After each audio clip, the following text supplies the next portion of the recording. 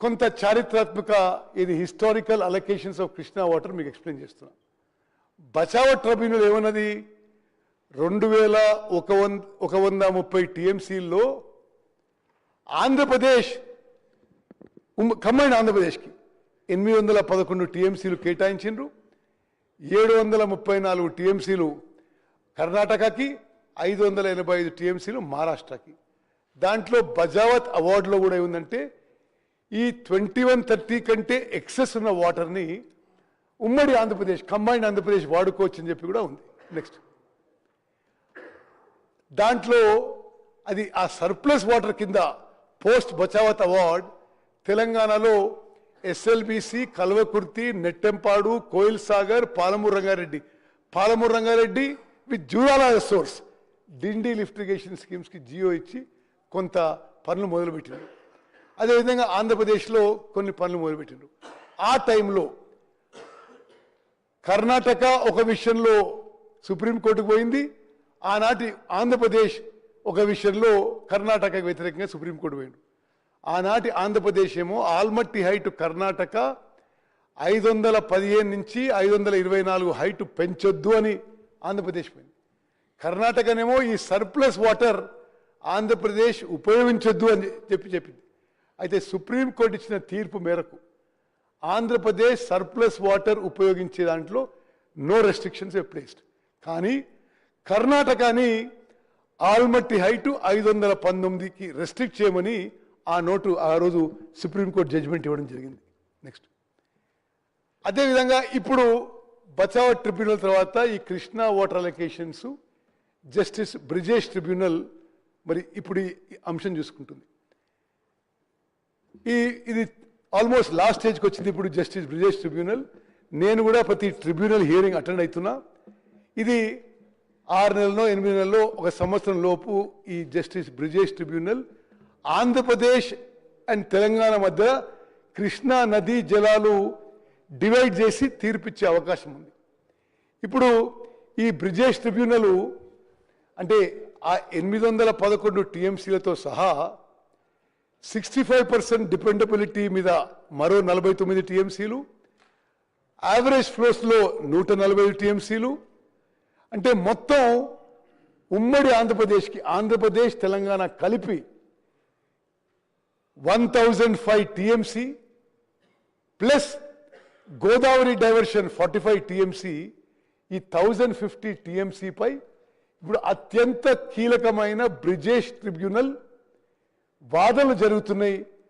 నేను యావత్ తెలంగాణ ప్రజానీకానికి మనవి చేస్తున్నా, ఈ బ్రిజేష్ ట్రిబ్యునల్ హియరింగ్లో తెలంగాణలో మన కాంగ్రెస్ ప్రభుత్వం వచ్చిన తర్వాత మరింత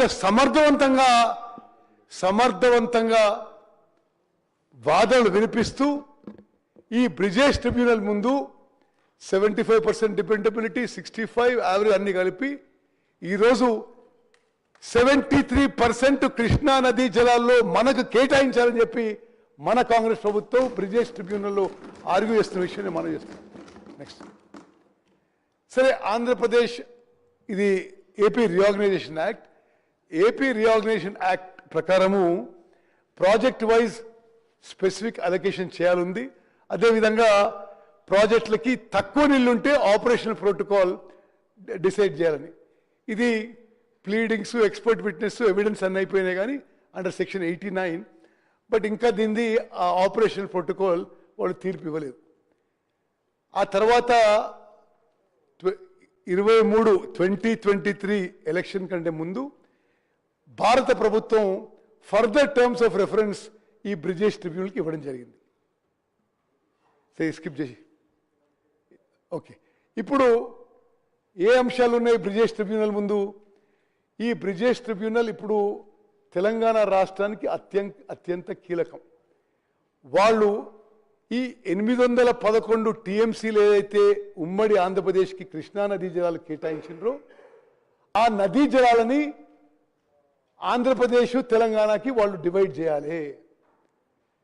ఇది నేను మళ్ళీ రిపీట్ చేస్తున్నా, టిఆర్ఎస్ అధికారంలో ఉన్నప్పుడు వాళ్ళు 10 ఏళ్ల పాటు ఈ 811 టీఎంసీల్లో మాకు 299 చాలు, ఆంధ్రాకి 512 టీఎంసీలు ఇవ్వని చెప్పి అది ప్రతి సంవత్సరం సంతకం వేయడే కాదు 2020లో ఈ ట్రిబ్యునల్ అవార్డు వచ్చే వరకు ఈ విధంగానే కొనసాగించండి అని చెప్పి చెప్పడం జరిగింది. మనం నష్టం చేయడం కాదు, తెలంగాణ రైతాంగానికి మరణ శాసనం రాసిన వీళ్ళు. మనం వచ్చిన తర్వాత ఈ ఇష్యూ అది కుదరదు, ఇట్లా వాళ్ళకి 66 ఇచ్చి మనకి 34 ఇవ్వడం కుదరదు, మాకే 71% నీటి కేటాయింపు చేయాలని మనం వాదనలు వినిపిస్తున్నాం. ఇప్పుడు అది ఆ 811 టీఎంసీల. అదేవిధంగా ఆ 194 టీఎంసీలో కూడా మరి అది కూడా ఆంధ్రప్రదేశ్కి తెలంగాణకి ఇప్పుడు డివైడ్ చేసేది ఉందిగా. మూడోది, ఉమ్మడి ఆంధ్రప్రదేశ్ ఉన్నప్పుడు పోలవరం నుంచి 45 టీఎంసీలు 80 టీఎంసీలు మొత్తం గోదావరి నుంచి కృష్ణా డెల్టాకు వచ్చినాయి. ఆ 80 టీఎంసీల్లో 21 టీఎంసీలు కర్ణాటకకి, 14 టీఎంసీలు మహారాష్ట్రకి, 45 టీఎంసీలు ఉమ్మడి ఆంధ్రప్రదేశ్కి కేటాయించడం జరిగింది. ఇది చాలా ముఖ్యమైన విషయం నేను గమనించాను. ఈ 45 టీఎంసీ ఈ గోదావరి వాటర్ డైవర్షన్ 45 టీఎంసీఏ గత బీఆర్ఎస్ ప్రభుత్వంలో పాలమూరు రంగారెడ్డికి కేటాయించిండ్రు. అంటే సభ్యులందరూ గమనించాలి, ఈ 45 టీఎంసీ ఇంకా ఆంధ్రప్రదేశ్కి తెలంగాణకి డివైడ్ కాకముందే ఈ 45 టీఎంసీతో పాలమూరు రంగారెడ్డి వాడి అర్థమని చెప్పడం జరిగింది వాళ్ళ జియోలో. మరి ఈ విషయంలో కూడా మనం ఇది న్యాయంగా ఈ 45 టీఎంసీ తెలంగాణకి కేటాయించాలి.